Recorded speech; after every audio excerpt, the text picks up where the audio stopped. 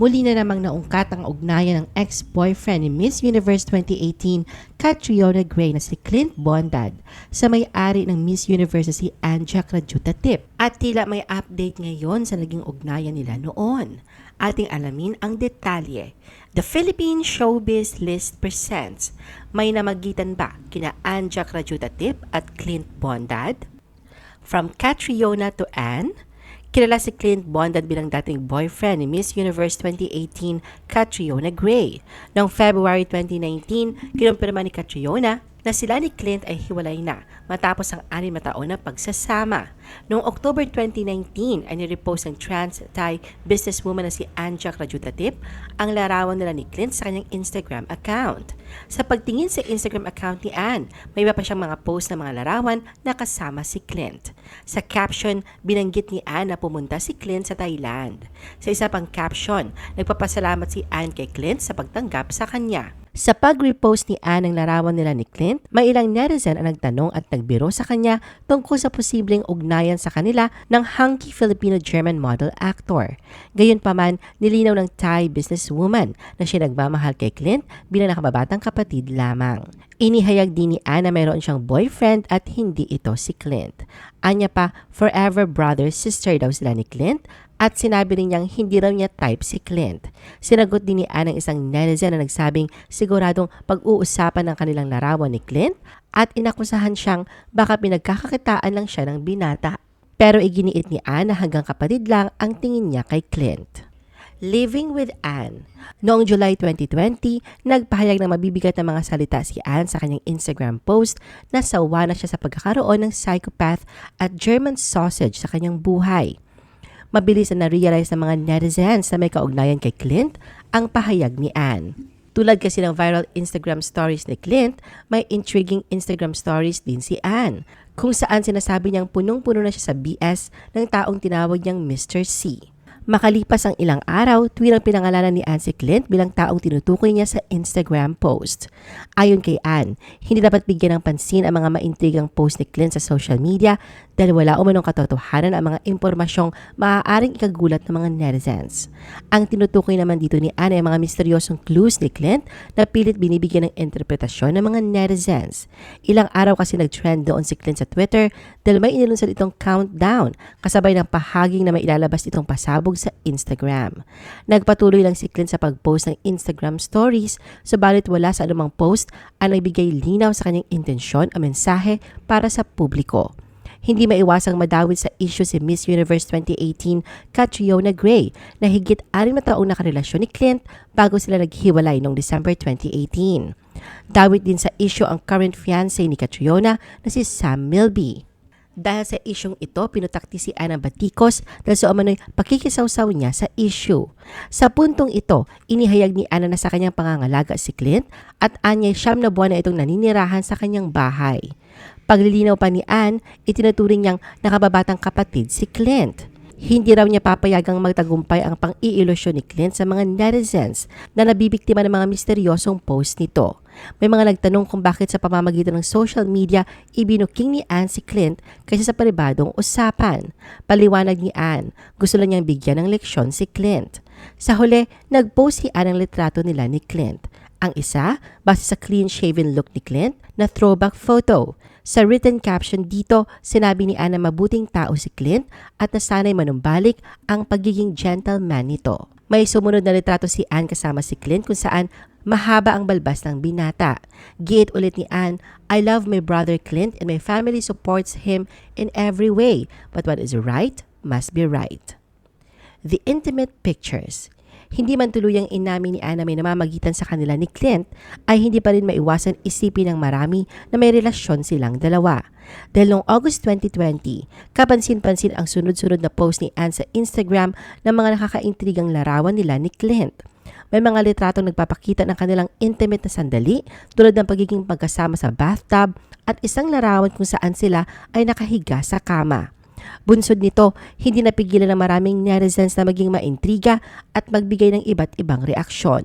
Pero hindi rin may kakatuwa ang makahulugang mga caption ni Anne na parang naglalaman ng mga bagay na dapat abangan sa kanilang dalawa ni Clint na minsan ang tinawag na biz partner.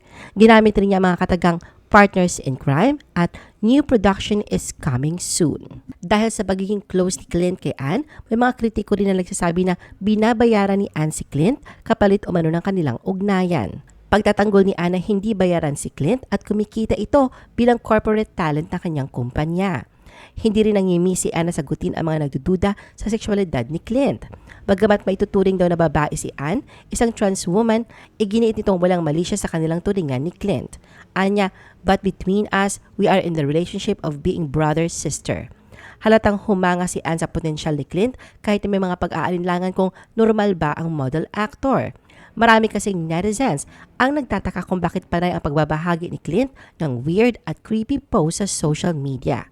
Sabi naman ni Ann, kailangan lang ni Clint na may gagabay dito. Corporate artist. Ayon pa kay Ann, noong November 2019, pumunta si Clint sa Thailand bilang corporate artist ng kumpanyang pag-aari niya. Hawak din daw ng Thai billionaire ang kontrata ni Clint sa GMA7 na napasuna. Lumalabas na talent ni Ann si Clint na anya may nakikitang potensyal na umunlad.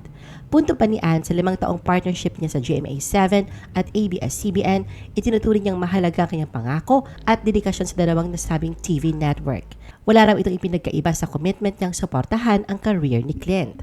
Kung ang pamatagalan doon niyang layunin ay maging Madam Prime Minister of Thailand, ang pangkalahatan niyang layunin ng mga panahon na yon ay tsakin ang pagbabalik ng inspirasyon ni Clint sa kanyang trabaho. Sinabi raw yun ni Ann sa isang press interview sa kanya sa Thailand. Tinanong din daw si Ann kung ano ang gagawin kapag hindi nakinig sa kanya si Clint. Sagot daw ni Ann sa press, "I'm a tough female leader, then he has to leave the country." Sa kanyang hiwalay na Instagram post, inulit ni Ann ang kanyang paniniwalang magtatagumpay rin si Clint sa kanyang karera, pero hindi raw ibig sabihin ay walang hanggan ang pagtulong niya rito. Latest cryptic IG stories. Sa ilang taon na pagsasama nila Clint at Ann ay hindi tuwirang inamin ng dalawa kung may namamagitan ba sa kanila. Magpasa hanggang ngayon ay hindi pa rin malinaw kung magkarelasyon ba talaga sila o talagang kapatid lang ang kanilang turingan. Usap-usapan naman ngayon ang latest Instagram stories ni Clint. Ipinost niya kasi ang pamamaalam sa kanya ng Thai billionaire at may-ari ng Miss Universe franchise na si Ann Chakrajutatip. Mababasa sa personal na mensahe ni Ann na inamin niya na muntik na siyang ma-inlove kay Clint ngunit hindi ito natuloy. Ayon pa sa Thai billionaire, magiging abala na siya sa pangangalaga ng kanyang mga anak at mga magulang, kasama na rin ang pagtutok sa Miss Universe organization. Ayon pa kay Ann, "My life is much more valuable than being with a delusional like you." Kasunod niyan, tuluyan na siyang nagpaalam kay Clint at sinabi na titigilan na niyang kaawaan ito. Anya pa, "I'm here to say goodbye as it's time to do so. I have to stop my empathy over you as it would help you to come full circle by cutting it cold. Good luck, bro. It was nice to meet you once in this life. I hope that you had the gratitude over my help in Thailand. Grow up, man. Take care and good luck." Kasunod ng screenshot na ibinandera ni Clint ay ang post na may nakasaad na "Unblock me", ngunit hindi pa malinaw kung ito ay para kay Ann. Netizens' reactions. Dahil sa isiniwalat ni Clint, marami tuloy ang naguluhan sa relasyon nilang dalawa ni Ann. Ayon pa sa mga netizen na may parang kasunduan sila Ann at Clint. Ngunit nagkaroon raw ng girlfriend si Clint kaya delusional raw si Ann na magiging sila pa. May ibang netizens naman ang hindi malaman kung anong punto ni Ann sa kanyang message at bakit ipinost ni Clint ito publicly. Ayon pa sa iba na ginawa ito ng dalawa upang may divert ang atensyon ng mga tao, lalong-lalo na ng mga Pilipino dahil sa issue na nangyari noong nakaraang Miss Universe pageant. May naniniwala ring hindi pa rin makamove on si Clint sa hiwalayan nila ni Catriona kaya nagpapapansin na naman ito sa social media. Payo tuloy ng mga netizens na humingi ng tulong si Clint sa mga professionals dahil kailangan niya raw ito. Komento naman ng iba na baka natigil na raw ang sustento ni Ann kay Clint kaya nagpaalam na ito at hinahayaan na niyang magtrabaho si Clint para sa kanyang sarili. May mga netizens naman na hindi nila nagustuhan ang pag-share ni Clint sa private messages sa kanya ni Ann. Nila na kung magkaibigan talaga sila ay kailangan nila mag-usap ng personal at hindi na kailangan pa ng validation mula sa publiko. Parang hindi magandang ehemplo tuloy si Clint dahil sa pag-share nito ng kanilang private messages. Dahil sa inasal ni Clint, marami tuloy nagsabi na tama lang na hiniwalayan siya ni Catriona dahil sa kanyang ugali. Tinawag naman ng ibang netizens na manggagamit si Clint dahil ginamit lang niya si Ann sa kanyang personal gain. Imbis raw na magpasalamat ay parang ginawang kakatawanan pa ni Clint si Ann kahit maganda raw ang intensyon nito na tulungan siyang makabangon. I-post ang inyong comments at reaction sa baba at huwag kalimutan na i-like at i-share ang video na ito. Gusto mo pa ba ng ibang showbiz videos? Panoorin ang aming iba pang top viewed videos. Para sa aming mga YouTube viewers, pumunta lang sa description ng video na ito o i-click ang link sa itaas ng screen. Para naman sa mga Facebook viewers, ay maaari ninyong hanapin ang mga link sa comment section ng video. I-follow nyo din kami sa Facebook at mag-subscribe sa aming YouTube channel. Thanks for watching!